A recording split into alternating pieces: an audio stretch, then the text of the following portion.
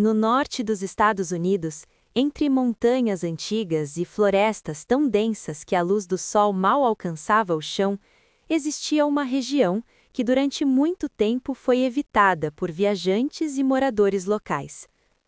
O lugar se chamava Black Ridge. Nos mapas aparecia apenas como uma cadeia de montanhas coberta por floresta. Mas entre as pessoas que viviam nas pequenas cidades ao redor, Black Ridge tinha outro significado. Era um lugar onde coisas desapareciam. Não apenas objetos, pessoas. Durante o século XIX, quando exploradores, mineradores e caçadores começaram a avançar para o interior dessas florestas, muitos decidiram atravessar Black Ridge para encurtar caminho entre duas cidades de mineração. A maioria nunca chegou ao outro lado. No início, pensaram que eram ataques de animais. Depois, imaginaram que poderiam ser bandidos ou salteadores, mas nenhuma teoria explicava uma coisa. Nenhum corpo era encontrado, nenhuma trilha, nenhuma evidência. As pessoas simplesmente desapareciam. A primeira história que realmente assustou os moradores surgiu em 1874. Um grupo de 5 caçadores entrou em Black Ridge para caçar cervos durante o inverno. Eles levaram comida, cavalos e armas. Homens experientes, acostumados a sobreviver em florestas. Na terceira noite, algo aconteceu. Apenas um deles voltou. Seu nome era William Carter. Ele apareceu 3 dias depois na porta de uma fazenda próxima da floresta. Sem cavalo, sem equipamentos, sem sapatos, coberto de lama. Mas o mais estranho não era sua aparência, era seu silêncio. William se recusava a falar. Durante dias, ele apenas repetia uma frase: "Ele está nas árvores." No começo, ninguém entendeu. Os moradores pensaram que o homem estava em choque, mas uma semana depois, William finalmente contou o que havia visto. Na segunda noite, dentro da floresta, o grupo começou a ouvir algo estranho. Não era o som de um animal, parecia passos. Passos lentos, muito pesados, mas sempre distantes, como se algo estivesse caminhando ao redor do acampamento. Eles saíram com lanternas e espingardas, não encontraram nada. Na terceira noite, os passos voltaram, mas dessa vez estavam mais próximos. Muito mais próximos. Um dos homens decidiu subir em uma pequena colina perto do acampamento para observar a área. Minutos depois ele gritou.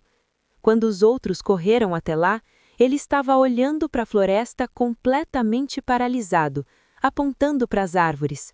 Foi então que todos viram. Entre os troncos escuros havia uma figura extremamente alta.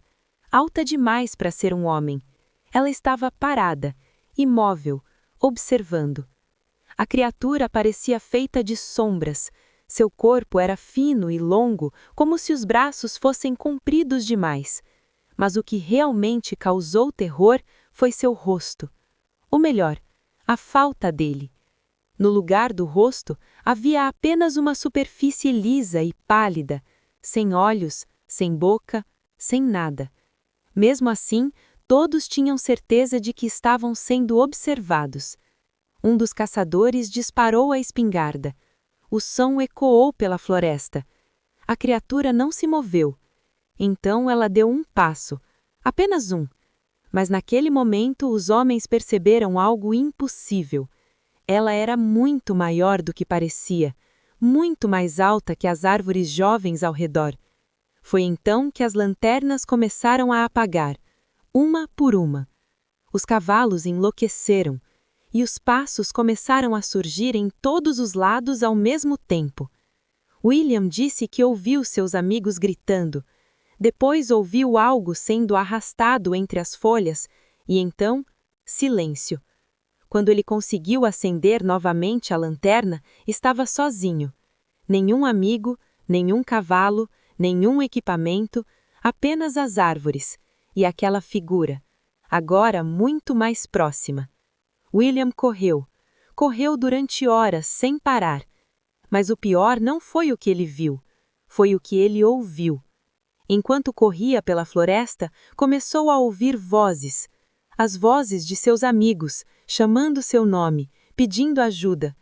Mas cada vez que ele parava para escutar, percebia algo estranho. As vozes vinham de direções impossíveis, de cima das árvores, de dentro do chão e às vezes muito perto de seu ouvido.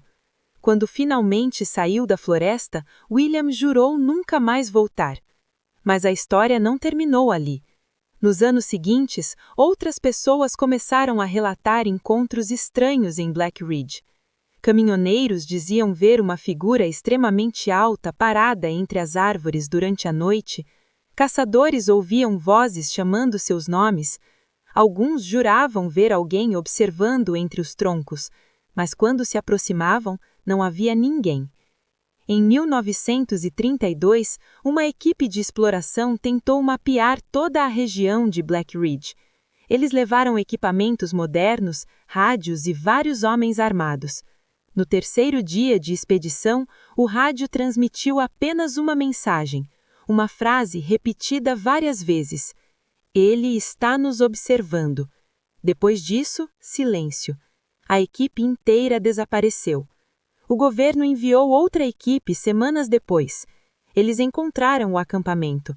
Barracas intactas, comida ainda nas mesas, rádios funcionando, mas nenhuma pessoa, nenhum sinal de luta. Apenas algo estranho. Em várias árvores ao redor do acampamento havia marcas profundas na madeira, como se algo muito grande tivesse arranhado os troncos.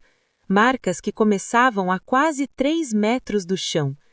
Depois desse incidente, a região começou a ser evitada. Estradas foram desviadas, trilhas foram fechadas, e aos poucos, Black Ridge voltou a ser apenas floresta. Mas histórias continuaram surgindo. Campistas relatavam ouvir passos ao redor das barracas, crianças diziam ver um homem muito alto entre as árvores, e às vezes, durante noites sem lua, moradores das cidades próximas juram ver algo caminhando lentamente no topo das montanhas. Uma figura extremamente alta, silenciosa, parada entre as árvores, observando as luzes da cidade à distância. Alguns acreditam que seja apenas uma lenda criada pelo medo. Outros dizem que Black Ridge guarda algo muito antigo que qualquer cidade americana. Algo que sempre esteve ali. Algo que não gosta de visitantes, e que observa cada pessoa que entra na floresta, esperando, paciente, como se soubesse que mais cedo ou mais tarde alguém sempre decide voltar.